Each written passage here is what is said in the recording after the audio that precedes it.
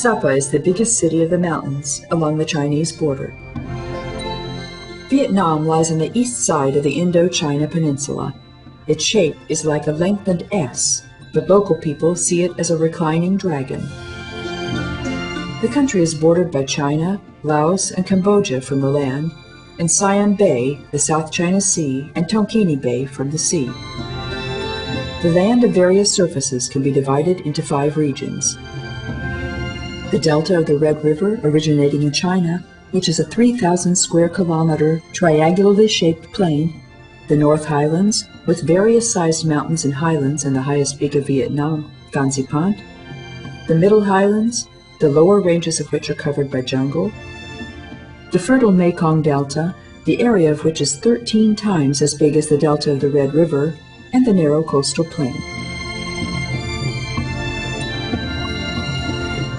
Near the rivers and on the plains, rice is grown, but other agricultural work is also done here.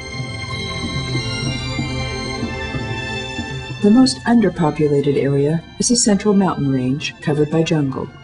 The density of population in the 2 big cities is quite high, with the industry of the country concentrated here.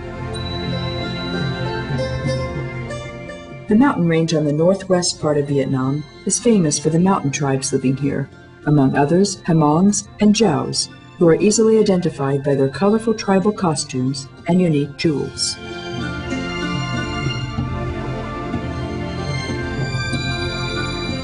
Many people come here to climb the highest peak of the country. 2 Hungarian climbers have shared their experiences with readers on the internet. Phan Xipant, with its 3,143 meters, is the highest peak of Vietnam. It can be climbed from Sapa, which is a small town in the mountain near the border of Laos. It's inhabited mainly by tribes dominated by Hmongs and Djaos. Everything got off to a good start. We arrived from Hanoi on the night train. From here we went on by bus to Sapa. The sky was clear, the countryside was beautiful, and we didn't have to bargain with the bus driver as the price of the ticket was acceptable. In the afternoon, we started to organize the trip. According to our information, we could hire a guide for $6 to $7 a day. We thought we would ask neither for a porter nor accommodation. We would take tinned food and sleep in a tent. But at the travel agency, there's a routine. That is, for $75, they take you by jeep to the gate of the mountain, the pass, from where you can walk up to the shelter. They bring your luggage, give you hot food and drink. Then the next day, you can climb the peak, then return to the shelter and back home. Instead of this, we went to the nearest village to find somebody who was willing to guide us to the peak. We were able to make an arrangement with somebody. In the morning, we had to arrange some documents, admission tickets to the national park, and insurance. About 9:30, we left for the pass. It was spitting with rain, but it wasn't very cold, and there was very little fog. We covered the first 10-odd kilometers on the concrete road to the pass where the gate of the mountain stood. Meanwhile, we took pleasure in the view, although it was raining more and more heavily. Near the pass, we admired the silver waterfall. The gate of the mountain is made of wood, and there was a building where one of the workers of the national park checked our documents. Wishing us a good trip, he cleared the way for us. By this time, it was pouring down, and fog descended, or we went into the cloud. Anyway, we couldn't see much. Whether we visit the Landing Dragons Bay, or climb Phan Xipant, or admire the paddies and the silver waterfall, we'd like the weather to be clear and pleasant, especially if we want to take photographs and video. So it's very important to choose the best time to travel to Vietnam. In Europe, those who can afford it go on holiday at least twice a year, and if they don't like winter sports, they escape from the rough European winter. In Indochina, the weather's the best at the time when it's the worst on the continent. There's tropical monsoon climate here, meaning that only 2 seasons alternate with each other. In the summer months, it's unpleasantly hot and there's a lot of rain. It rains almost every day. It's hot in winter too, but the weather's more pleasant and drier. At the embassy they say, as a matter of fact, There's no good or bad period to visit Vietnam. When one region is soaked by rain and it's cold or unbearably hot, in the other regions of the country, the sun shines nicely. In the southern part of the country, 2 seasons can be distinguished. The rainy season lasts from May to November. The dry season lasts from December to April. In the middle regions of the country, the weather is dry from May to October and rainy from December to April.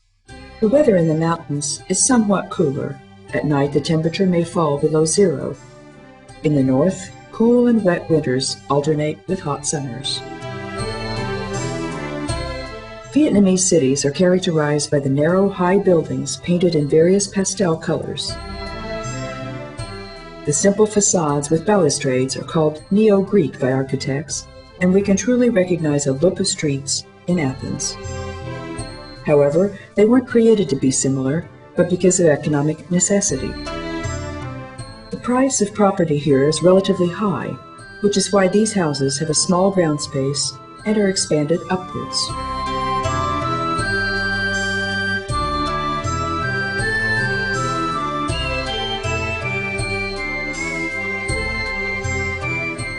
In Vietnam, several Christian churches can be found even in small country towns. Gio Pan Catholic Church is the heritage of the French colonial past.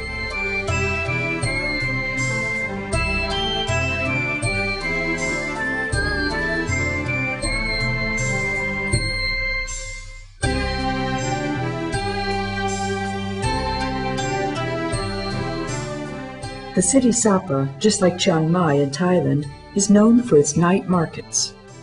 From evening to dawn, the streets and squares turn into a huge marketplace where we can buy incredible things. Because China is so close, we can find goods common at the Chinese markets, like electronical appliances, clothes, or shoes.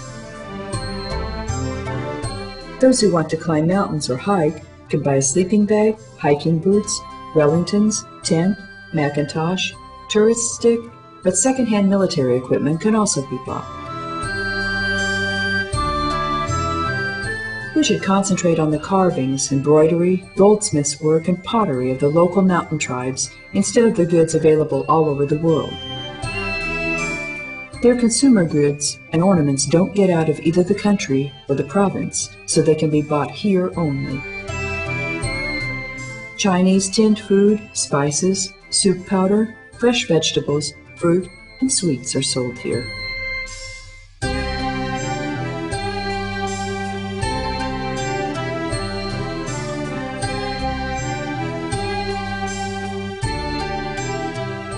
Like in Laos and Thailand, here too we can find brandy with a snake in the bottle. Asian people think this drink has curative powers. There are also versions in which a scorpion or echidna, ginseng root, or seaweed can be found. The Silver Waterfall, in Vietnamese Tac Bac, can be approached from Sapa or the near Cat Cat. We can get here by asphalt road, on foot, or by taxi, but there are also hikes, which include the price of the admission tickets organized by travel agencies. From here, we can climb Phan Xipang, but we have to hire a local guide and devote at least 3 or 4 days. Average tourists are eager to get to know the members of the mountain tribes. We can buy some really beautiful work of craftsmen and have our pictures taken with them. They gladly show us how they make and embroider their tablecloths, clothes, caps, and bags. We couldn't take a more unique souvenir for those at home, and we can show in the photographs and videos how and where they were made.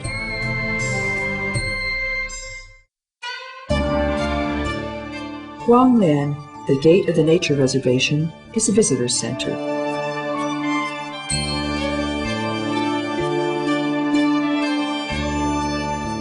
Some tribes living here are the relatives of Karens and Meos of North Thailand. Hmongs can be identified by their blue clothes, Jaos by their shaved foreheads. Yaos live in South China, Laos, Thailand, and Vietnam.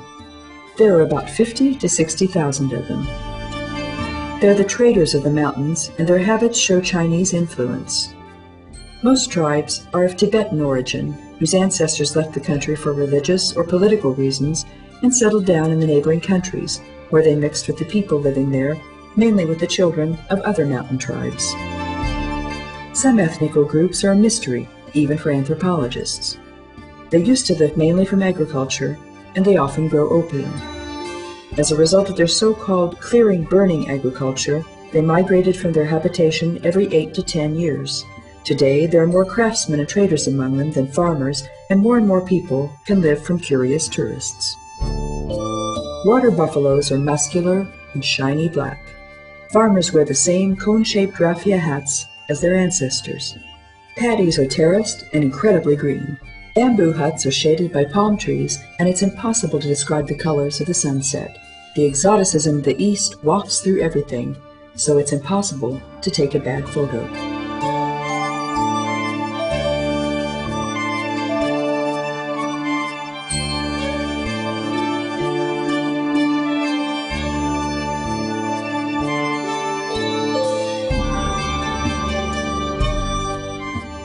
The tribes direct the water of the mountain springs in bamboo pipes down to their huts standing on poles, which are equipped with all modern conveniences. The water of the river is ice cold but clean and is suitable for drinking, cooking, and washing.